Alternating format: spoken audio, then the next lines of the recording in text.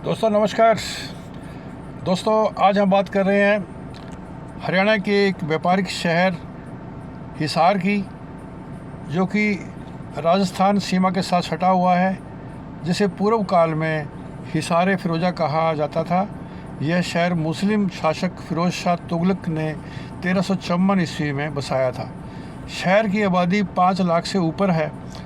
अभी हाल ही में एयरपोर्ट का उद्घाटन श्री नरेंद्र मोदी और माननीय मुख्यमंत्री महोदय श्री नायब सैनी द्वारा किया गया, और इस शहर का क्षेत्रफल जो है 3983 वर्ग किलोमीटर के करीब है, और 20-20 किलोमीटर जो है ना, ये शहर से बाहर भी जा चुका है, इस सीमा से बाहर भी जा चुका है।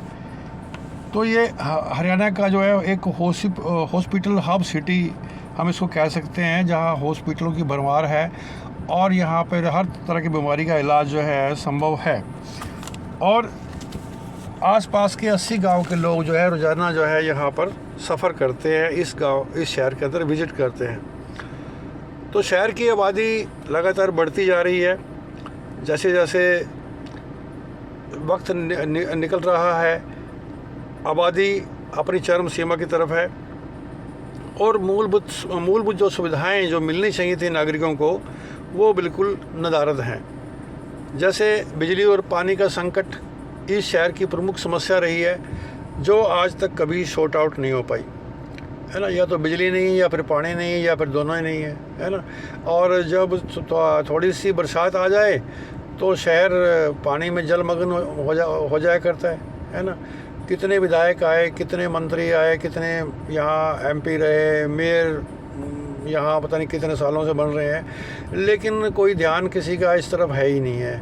मैं समझ नहीं पाता कि विकास कार्य कहते किसको हैं, है ना। विकास कार्य पुलों के निर्माण को कहते हैं, या सड़कों के निर्माण को कहते हैं, या फिर जो शहर की जो समस्याएं हैं, बिजली पानी की आपूर्ति जो है, जो मूलभूत समस्याएं हैं, उनको ठीक करने को कहते हैं। तो ये तो समस्याएं आज तक ठीक हो ही नहीं पाई। और 1966 में बना हुआ यह ज़िला जो हिसार है, और उसकी हालत आज भी खस्ता है। और बिजली और पानी की जो समस्या है, वो 3 विधायक इस शहर के अलग अलग छोरों से बनने के बावजूद और यहाँ से हर 5 साल में एक एमपी चुनते हैं लोग, और मेयर भी है यहाँ पे, सब कुछ है, लेकिन उसके बाद भी ये समस्या जो है कभी आज तक जो है ठीक नहीं हो पाई, या करने की कोशिश नहीं की गई, या करने की कोशिश की गई तो शायद उनके बस की बात ही नहीं थी।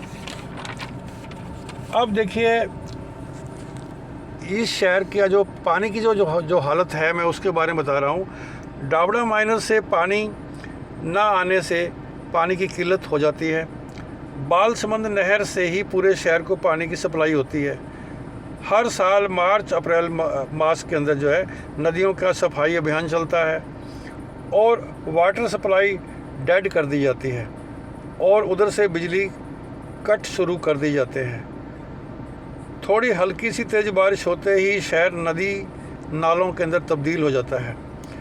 शहर के 3 फीडरों की मरम्मत के चलते हुए सुबह 8 बजे से लेकर दोपहर 2 बजे तक जो है बिजली गुल कर दी जाती है। पानी और बिजली की आँख मिचौली शहरवासियों का जीना हराम कर चुकी है। पानी की सप्लाई गटर के पानी से भी घटिया है।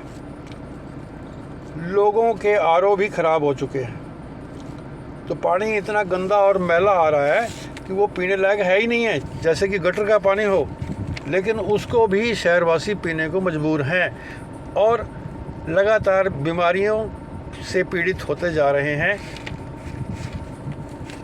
और इसके बाद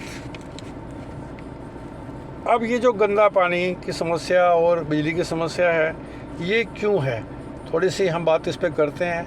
क्योंकि शहर का जो अर्बन स्टेट का हिस्सा है, जो या इधर का माल टाउन का जो हिस्सा है, ये जुड़ा हुआ है आपके विद्युत नगर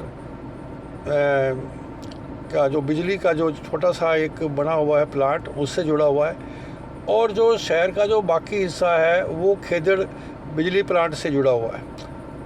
अब ये क्या है कि शहर के आधे हिस्से में तो लाइट कहीं से आ रही है, आधे हिस्से में लाइट कहीं से आ रही है। तो लेकिन ये कि भाई ये जो मुश्किल है ये मतलब लगातार जो है बढ़ती जा रही है, ठीक है, और ये कहीं ख़त्म होने का नाम लेते नहीं है। देखिए, जिस वक्त बिजली जो पानी के आने का समय होता है तो बिजली गुल कर दी जाती है।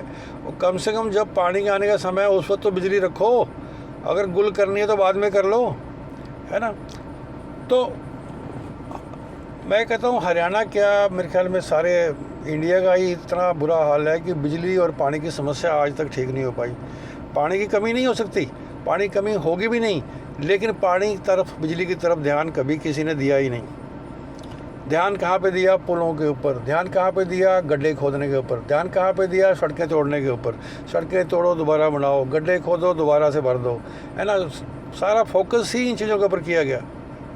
एक पुल है शहर का जो शहर के बीचों बीच निकलता है, वो उसको बनने में भी 4-5 साल लग गए, है ना। एक पुल को बनने में भी जितने साल लग गए, तो देखिए किस गति के साथ में वो पुल बना होगा, है ना। और कितनी मुश्किलों से लोग निकले होंगे। सूर्यनगर का इलाका है या जो आसपास का इलाका सेक्टर 1-4 है ना। इतनी बुरी जो है ज़िंदगी उन लोगों ने जी है पिछले दिनों में कि हम सोच नहीं सकते। तो इसलिए जो है इसकी तरफ कोई ध्यान नहीं है, किसी अधिकारी का ध्यान नहीं है, किसी एमएलए का ध्यान नहीं है ना। औद्योगिक घरानों से निकले हुए जो प्रतिनिधि होते हैं ना, वो उनको ज़्यादा तकलीफ इस विषय के ऊपर नहीं होती, ना वहाँ तक कोई पहुँचता है। किसी बात तक पहुँचने की हिम्मत भी नहीं होती किसी की कि जाके उनको कहे कि हाँ हमारी ये शिकायत है। तो इसलिए शहर तकलीफ़ में है ना, तो बहुत ज़्यादा तकलीफ़ के अंदर है। तो उसके लिए जो इसका निदान करना बहुत ज़रूरी है। और बिजली पानी की समस्या जो कि मेन समस्या है और मेन ज़रूरत है, इसको पूरा करना बहुत ज़रूरी है। मैं मुख्यमंत्री महोदय से ये दरख्वास्त करता हूँ कि अपने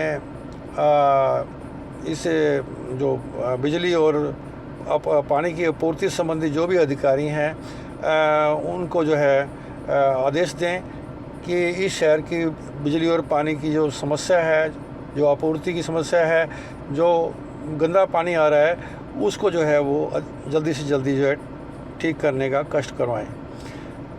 धन्यवाद दोस्तों, जय हिंद।